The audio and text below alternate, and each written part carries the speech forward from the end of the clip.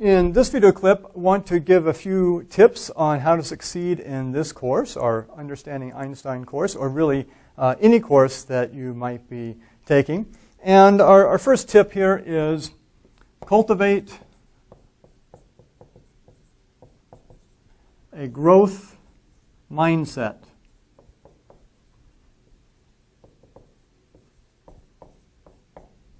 Cultivate a growth mindset.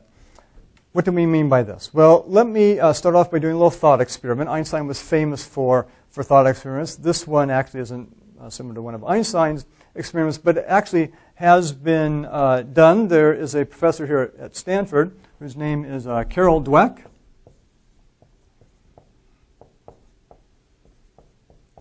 Very well-known professor of psychology and has done a lot of research in this area. And in fact, let me just add here that if you're, as I talk more about this, if you're interested in finding out more about it, she has a book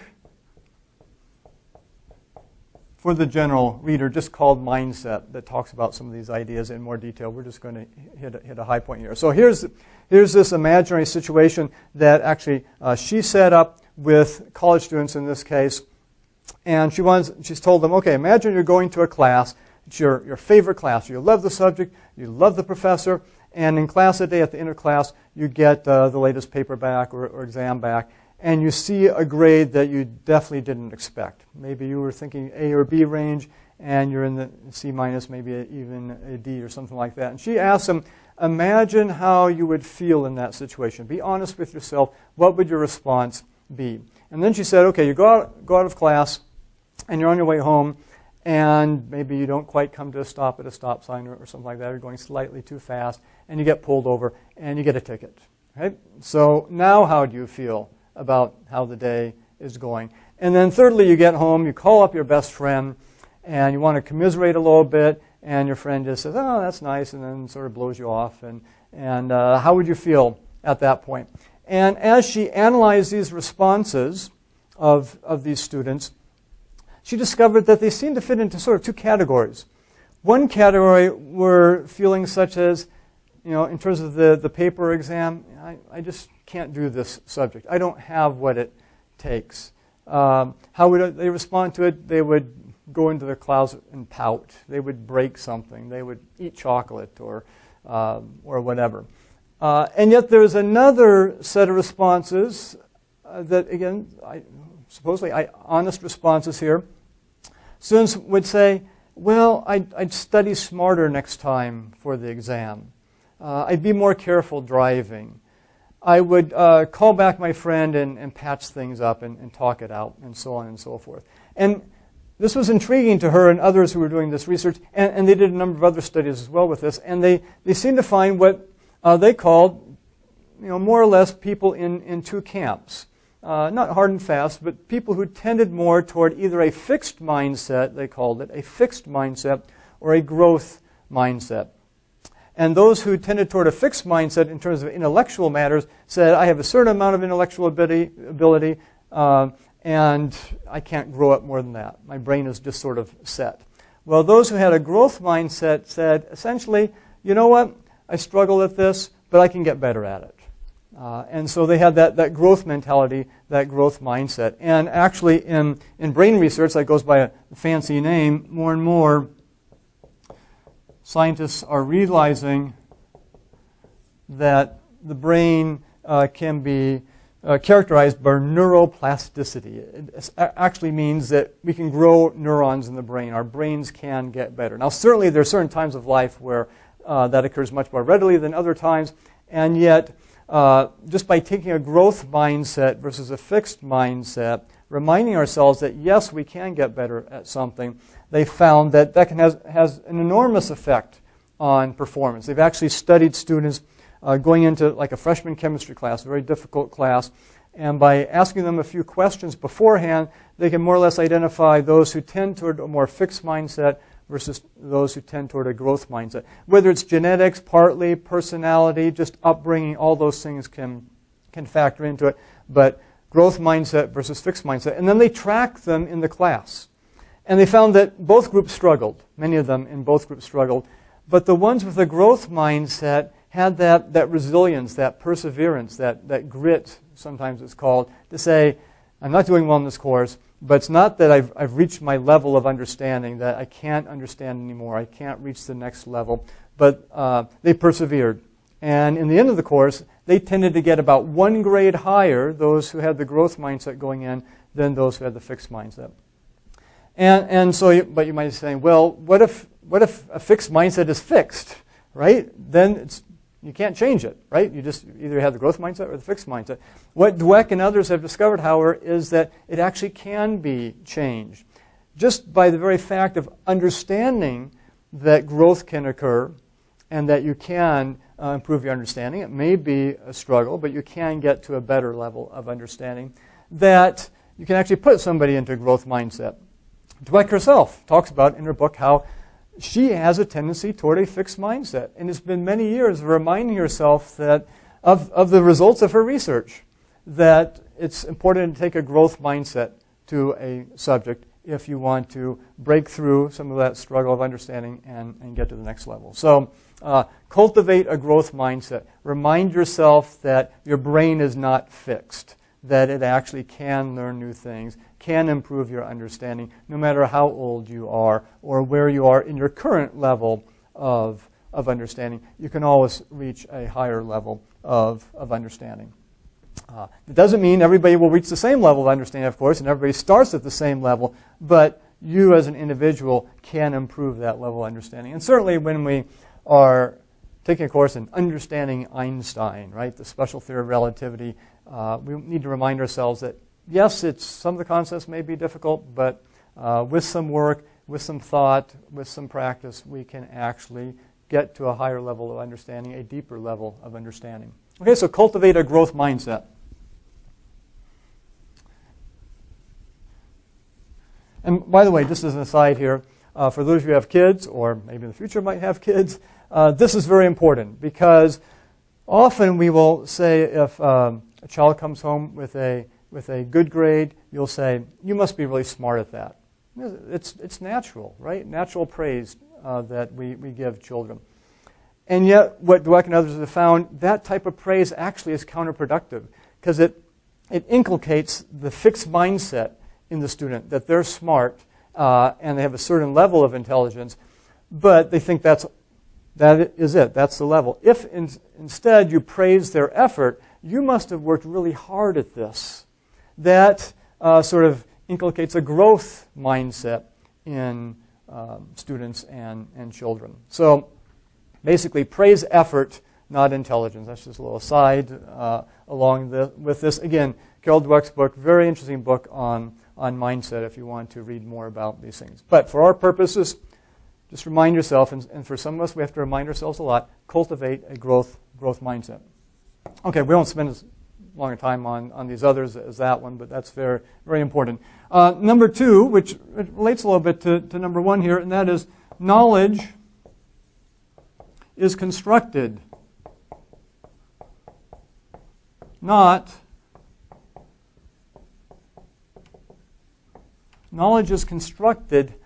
received. Sometimes we have this idea that, especially listening to video clips or a lecture or whatever, that just we're pouring the information into our brain and we hope some of it sticks in there someplace. But actually, the process of understanding something, of getting a better understanding of something, is a construction process. A good analogy is like building a tall building, building a skyscraper, any building. You've got to lay a good foundation and then build on that foundation. And so sometimes we're trying to build on floor 12 when we haven't really built floors 6 through 8 very well. And floors 9, 10, 11 don't even exist, and we're trying to do something on floor 12. So knowledge is constructed, not received. It's a process of construction, and you want to lay those foundations for that process so you can build on it. Again, sort of the growth mindset there, that growth is occurring, but it's a process of construction, not just sort of pouring information into our brains. So again, remind ourselves about that. It's a construction process throughout any course that you may be taking. Okay, knowledge is constructed, not received. And number 3, embrace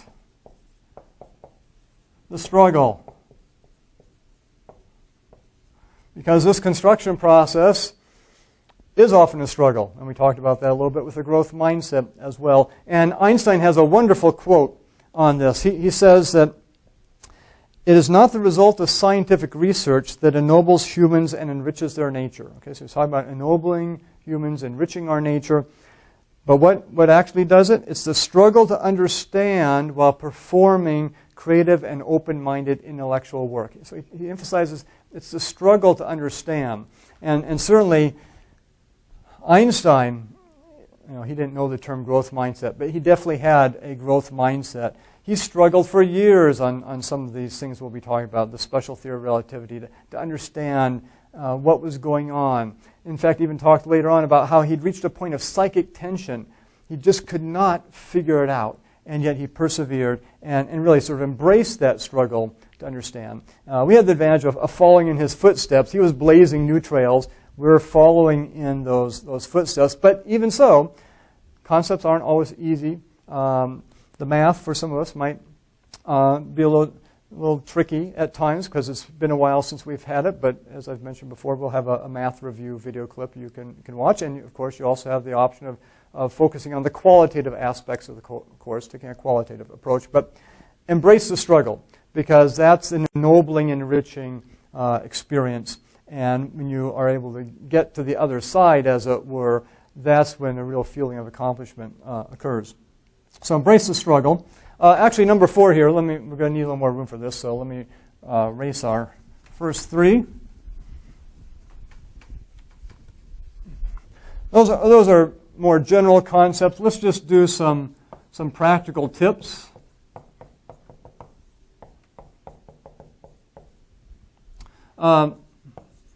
First practical tip is, probably should have mentioned this at the very beginning here, but we'll mention it now, take notes.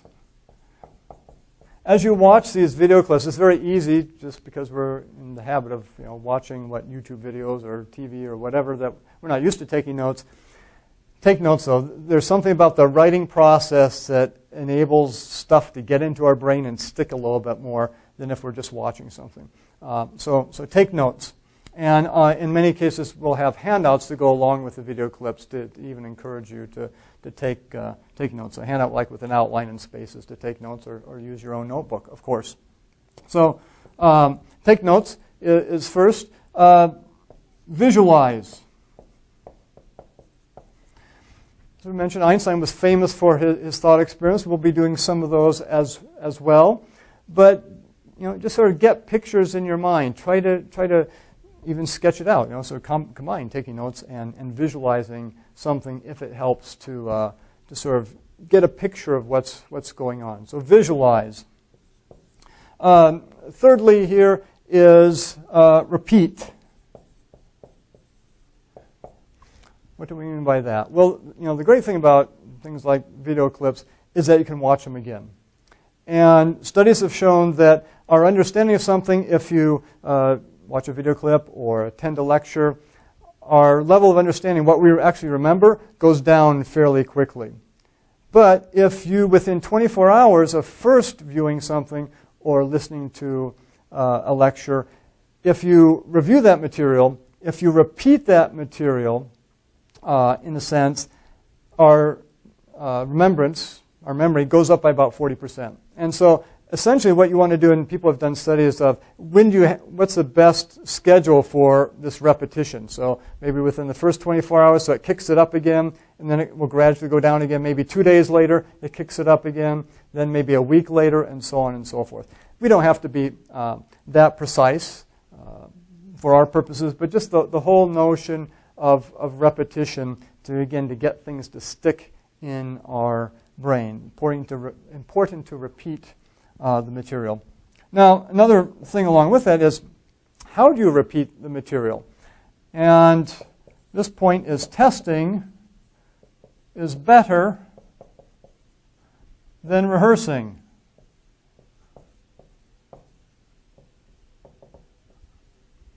So we're talking about studying now in terms of studying material. Testing is better than rehearsing.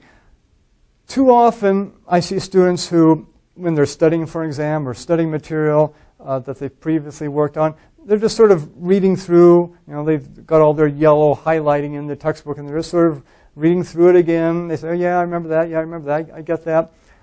Studies, again, have shown that if you're just sort of rehearsing the material in your mind, again, it doesn't work as well. It's more effective to actually test yourself. Make up questions about the material. If there's a textbook involved, there are questions in the textbook you can work on.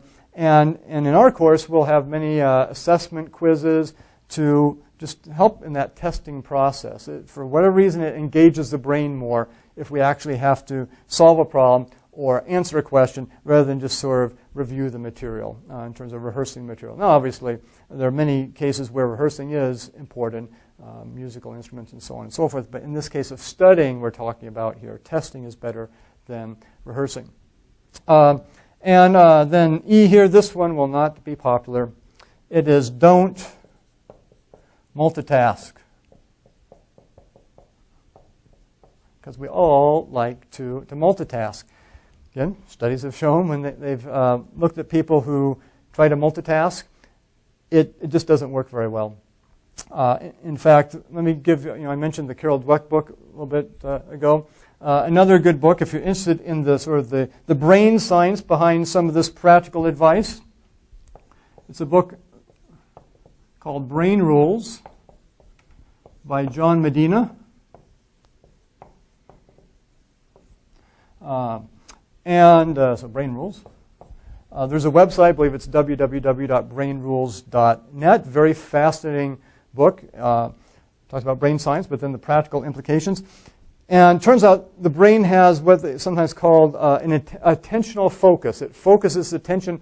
It can only focus attention on one thing at a time. Now we can switch back and forth between things, but there's a slight delay. And then you lose focus on one thing when you switch to another thing. So it's like, you're doing something and email comes in, and so then you switch focus to the email or your Facebook page or whatever, or that text message that just comes through. And another interesting thing they found is the people who think they are best at multitasking are actually the worst. Okay, so if you think you're really good at multitasking, you may have to question yourself a little bit there. So especially in studying something, sometimes because of just the lives we lead, it's hard for us to focus attention. So let me just give you one brief technique to help. It's called the Pomodoro. The Pomodoro technique. Some of you may know Pomodoro is Italian for tomato. So what's the idea here with this tomato technique? Well, it comes from those kitchen timers that are shaped like a tomato with a little twisty top, and you can twist it and then set the timer, and then it goes bing after however many minutes you set it for. So that's where the name comes from. The idea is this: whether you have a tomato timer or whatever kind of timer you have, set it for 20 minutes. Then focus your attention on whatever you're doing, say studying material, working on something, for 20 minutes. And then timer goes off, bing, you get a 5-minute break. Check your email, Facebook page, messages, whatever at that point. And then you're back again after 5 minutes, 20 more minutes, 5-minute break, 20 more minutes. If you have a challenge with multitasking or always being, your focus of attention is always shifting. And so that you will get better results that way with the so-called Pomodoro technique, just like the Brain Rules, www.brainrules.net. If you do a search for Pomodoro technique on the internet, you can find a number of websites that tell more about that. But that's the basic idea. Okay, one more thing. So that practical tips. Finally,